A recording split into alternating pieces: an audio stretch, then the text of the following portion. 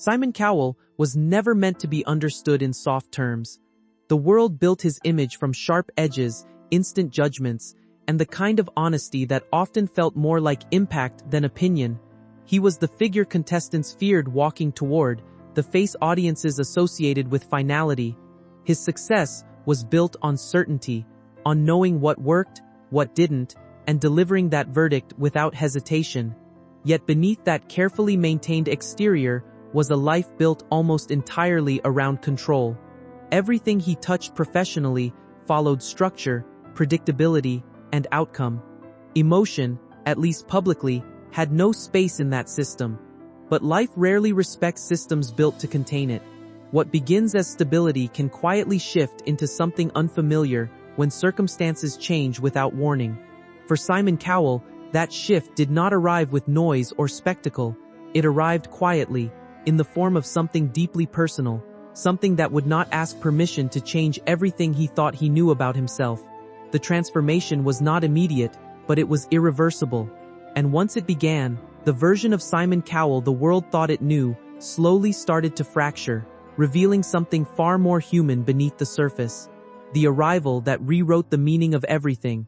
February 14, 2014, was not just another date in Simon Cowell's life. It became a dividing line between who he was and who he would become. The birth of his son, Eric Philip Cowell, introduced a reality that could not be managed or controlled in the way his career always had been. For years, Simon had openly dismissed the idea of fatherhood. He described himself as too settled, too accustomed to independence, too focused on work to imagine a different life. That belief was not just opinion, it was identity. But identity has a way of softening in the presence of something larger than expectation. When he first saw the early scan, something shifted in him that he could not immediately explain. It was not logic or calculation, it was emotional recognition. Later, he would describe it as a moment where something inside him reopened, something he thought had permanently closed after losing his parents. The arrival of Eric did not simply add responsibility to his life, it restructured it. Suddenly, priorities that once felt absolute began to feel secondary. Work, deals, schedules, none of them disappeared, but none of them held the same weight anymore. A new presence had entered his world, and with it came a new definition of meaning. A legacy named after love and the fear of getting it wrong. Naming his son Eric was not a casual choice. It carried emotional history, a direct connection to Simon Cowell's late father, a figure who shaped much of his understanding of discipline, resilience, and emotional restraint. In that decision alone, there was intention beyond tradition. It was a way of preserving continuity, of linking past and future through identity. But legacy, as Simon would soon learn, is not preserved through names alone. It is shaped through experience, attention, and emotional presence. From the beginning, he felt a strong desire to do fatherhood differently from how celebrity culture often portrayed it. He did not want Eric to grow up surrounded by artificial privilege or emotional distance. Instead, he wanted grounding, discipline, and independence. Yet intention is only one part of parenting, reality is another. As Eric grew, Simon found himself constantly observing, adjusting, and questioning his own assumptions. The fear of getting things wrong quietly accompanied him, even when nothing was outwardly alarming. He was no longer just shaping a legacy through success in entertainment. He was shaping one through presence in a child's life. That responsibility carried a weight far heavier than any television format or global franchise he had ever built. The first signs that could not be ignored. As Eric entered early childhood, Simon Cowell began noticing patterns that did not immediately fit conventional expectations. These were not dramatic or sudden changes, but subtle differences that accumulated over time. Certain responses seemed delayed, communication unfolded differently, and sensory reactions appeared more intense in specific environments. At first, like many parents in similar situations, he attempted to rationalize what he was observing. Children develop at different speeds, milestones vary, comparisons are often unreliable. Yet even as he told himself these things, instinct continued to surface. What made this more complex for Simon was not fear, but familiarity with observation. His entire professional life had been built on recognizing patterns in people, talent, hesitation, confidence, potential. That same instinct now turned inward, focused on his own child. Unlike entertainment, however, there were no immediate conclusions, no performances to evaluate, no final decisions to make. There was only uncertainty. And uncertainty, for someone used to control, creates an entirely different kind of emotional pressure. He began paying closer attention not out of panic, but out of care. Each small moment carried significance, and each observation added another layer to a growing awareness that something about Eric's experience of the world might be different from what he had expected. The quiet shift from observation to understanding. What began as observation gradually transformed into deeper reflection. Simon Cowell found himself spending more time thinking about Eric's behavior, not as a problem to solve, but as something to understand. This shift was subtle but important. Instead of asking what was wrong, he began asking what was different. That change in perspective altered the emotional tone of everything he experienced as a father. Nights that once belonged to work began to shift toward research, reading, and quiet consideration. He explored developmental patterns, sensory processing, and communication differences, trying to make sense of what he was witnessing. Yet the more he learned, the more he realized how limited simple explanations could be. Eric was not defined by absence or delay, but by a different rhythm of expression. Intelligence, awareness, and perception were clearly present, but they did not always align with conventional expectations. This realization began to reshape Simon's understanding of success itself. Progress was no longer measured in standard milestones, but in connection, comfort, and moments of recognition. Slowly, the idea of growth normal began to lose its importance. In its place, something more personal and more complex began to form, a relationship defined not by comparison, but by understanding, the world outside, and the life no one fully saw. While Simon Cowell navigated this deeply personal transformation, the outside world continued to see only fragments of the story. Public perception remained anchored in his established identity, the sharp judge, the television producer, the figure synonymous with entertainment authority. Occasional glimpses of fatherhood appeared in public moments, but they represented only surface-level visibility. Behind those moments was a life carefully structured around Eric's needs, routines, and comfort. The contrast between public image and private reality became increasingly pronounced. What audiences interpreted as a softened persona was, in truth, a recalibration of priorities. Yet public narratives rarely accommodate complexity. They simplify change into labels rather than understanding it as process. Meanwhile, Simon continued adapting privately, restructuring his schedule, declining certain commitments, and building a life that allowed him to be present where it mattered most. There was no announcement for this shift, no formal transition. It happened gradually, through decisions made daily. The world saw the result, but not the reasoning behind it. And within that gap between perception and reality, the most important parts of the story quietly unfolded out of view. The private world built around protection and precision. As Eric grew older, Simon Cowell's home life transformed into something far more structured than anything he had ever known in his professional world. The chaos of entertainment was replaced by carefully designed predictability. Every detail of the environment began to serve a purpose, reducing overwhelm, increasing comfort, and supporting Eric's unique way of engaging with the world. This was not instinctive parenting in the traditional sense. It was intentional adaptation. Rooms were adjusted for sensory balance, routines were refined through repetition, and even simple daily activities were shaped around stability. What made this shift significant was not the complexity of changes, but the mindset behind them. Simon was no longer building for efficiency or success. He was building for emotional safety. In doing so, he discovered a form of responsibility that could not be delegated or simplified. It required constant awareness. Yet within this structure, something unexpected emerged: clarity. The more predictable Eric's environment became, the more opportunities there were for connection without pressure. In that sense, the home became more than a living space. It became a language of care, one that communicated love through consistency rather than words. The turning point that could no longer be dismissed. There comes a moment in many parents' journeys where uncertainty becomes impossible to ignore, and for Simon Cowell, that moment arrived during a family trip when Eric was 4 years old. What was meant to be a break from routine became instead a revealing experience that exposed how differently Eric processed unfamiliar environments.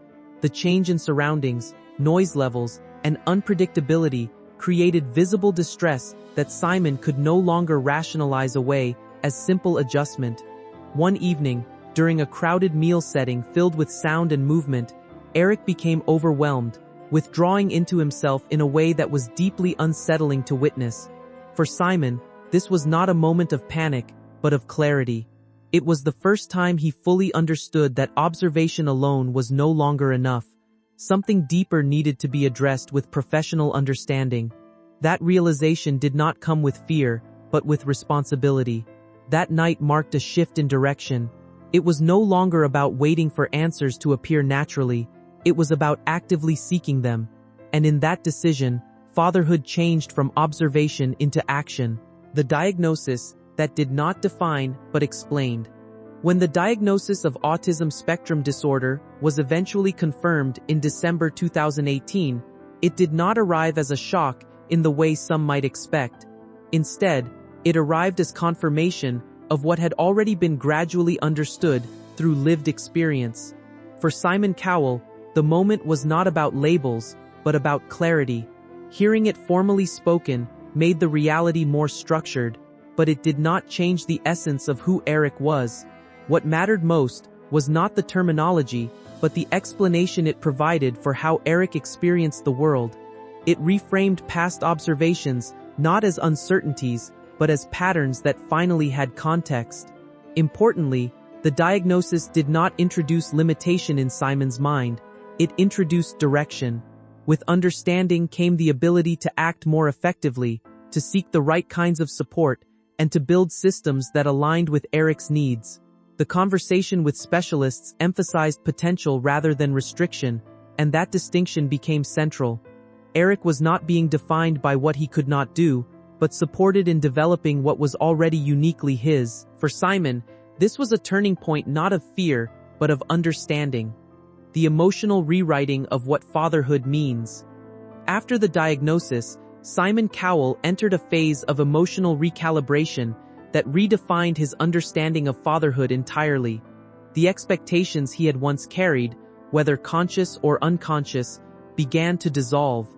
In their place emerged a more grounded, realistic, and deeply personal version of parenting. Fatherhood was no longer about milestones that could be compared or celebrated publicly in predictable ways. Instead, it became about presence, patience, and interpretation of small progressions that others might overlook. This shift carried emotional weight because it required letting go of imagined futures. There was grief in that process, not rooted in loss of Eric, but in loss of expectation. Yet within that grief, there was also acceptance forming slowly. Simon began to understand that fatherhood was not diminished by difference, it was simply redefined by it. Connection did not rely on conventional communication. It existed in shared attention, emotional recognition, and consistency of care. Over time, this understanding softened internal resistance and replaced it with something more stable, acceptance grounded in reality rather than expectation. This was not the fatherhood he had once envisioned, but it became the one he learned to fully inhabit, the public world that misunderstood the private reality. As Simon Cowell continued navigating fatherhood privately, the outside world began forming its own interpretations based on limited visibility. Public figures are often subject to narratives built from fragments, and Simon was no exception. Subtle changes in his public demeanor were noticed, commented on, and interpreted in simplified ways. Yet what audiences saw as, quote, softening what, end quote, was not a reduction of character, it was an expansion of responsibility. the reality behind the scenes was far more complex than headlines could capture. While speculation circulated, Simon remained focused on maintaining boundaries between public identity and private life. This separation was not secrecy for its own sake, but protection for Eric's well-being. However, public curiosity rarely respects nuance. It fills gaps with assumption. As discussions grew louder online and in media spaces, Simon was forced to confront a difficult balance: how to protect privacy while preventing misinformation. It was a challenge without perfect solutions. In many ways, the public world was reacting to a transformation it could see but not fully understand.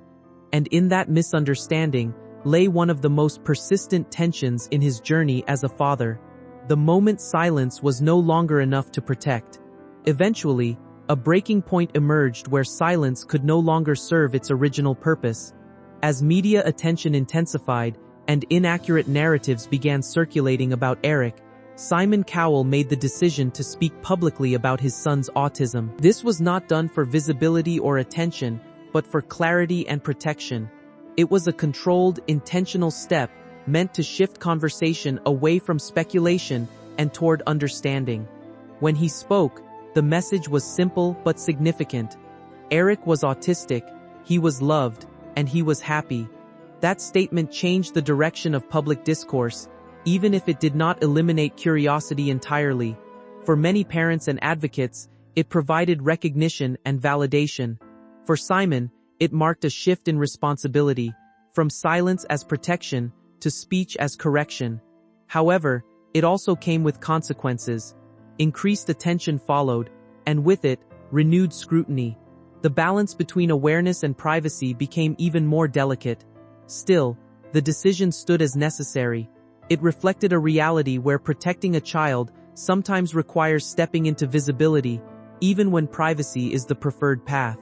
The weight of visibility and the cost of being understood.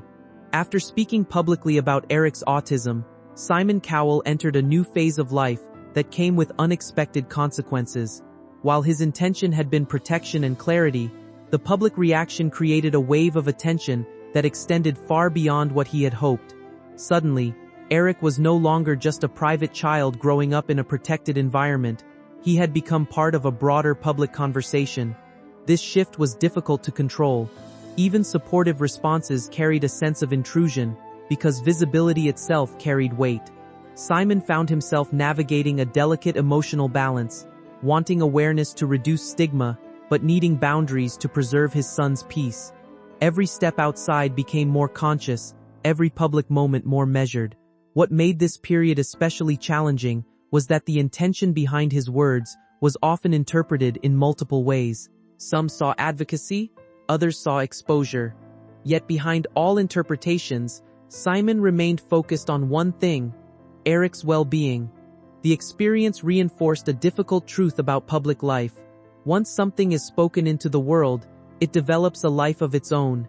And as that life expanded, Simon's role shifted again, this time into someone constantly managing the distance between truth and interpretation, the quiet grief of letting go of imagined fatherhood.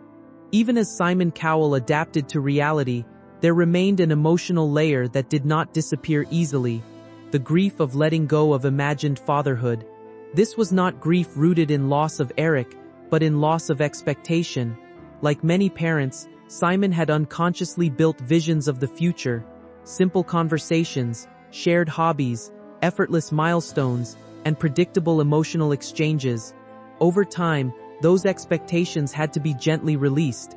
The process was not sudden, but gradual, unfolding through lived experience rather than conscious decision.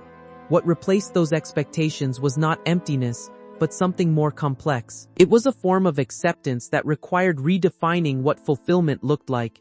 Instead of measuring fatherhood through conventional milestones, Simon began recognizing smaller, quieter forms of connection.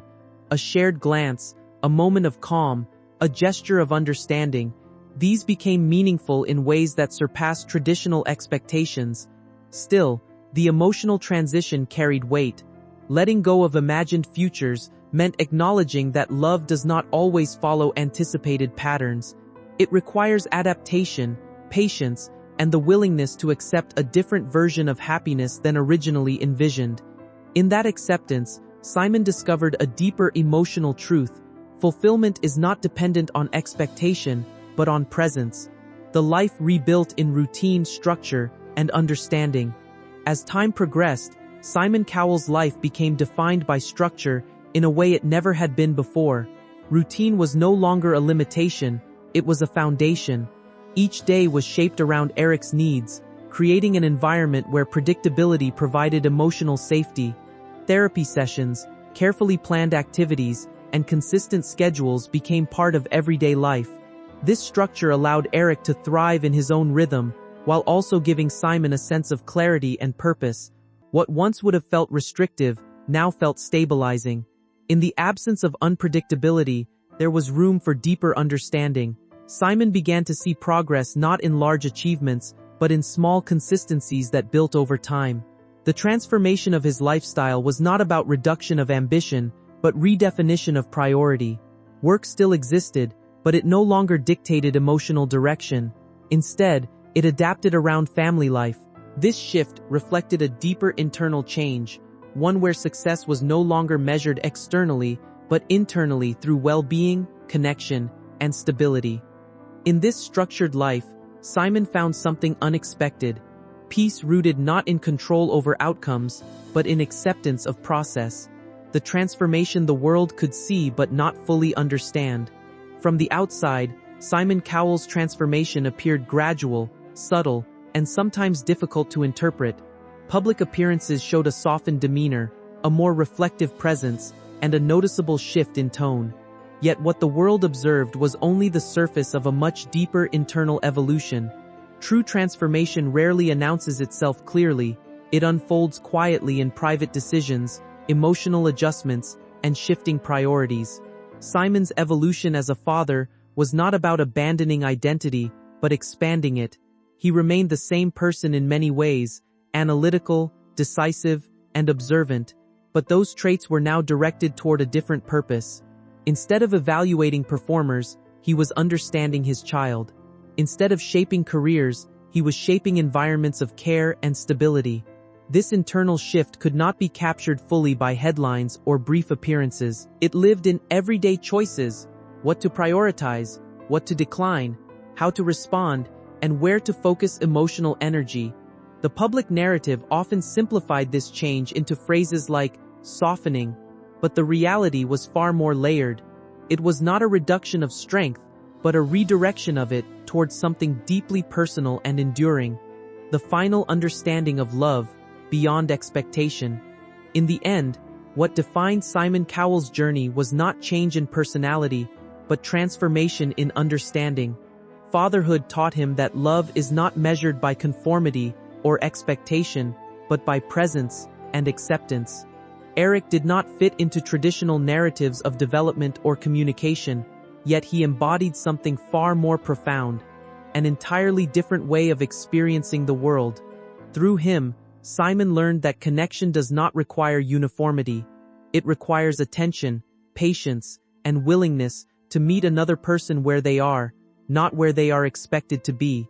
This realization reshaped his understanding of success, fulfillment, and meaning. The career that once defined him remained important, but it no longer stood at the center of his identity. Instead, it existed alongside something more essential: fatherhood grounded in understanding rather than judgment. In this space, Simon discovered a quieter but deeper form of achievement, one that exists not in applause or recognition, but in trust, safety, and emotional connection. It is a form of success that cannot be measured publicly, only lived privately, moment by moment. The conclusion, where everything becomes clear without needing words. Simon Cowell's story is not one of loss or simplification, but of expansion. It is the story of a man who built his life on certainty, being asked to live within uncertainty, and finding meaning there. The identity he once carried into every room, the judge, the critic, the authority, did not disappear, but it no longer defined the whole of who he was.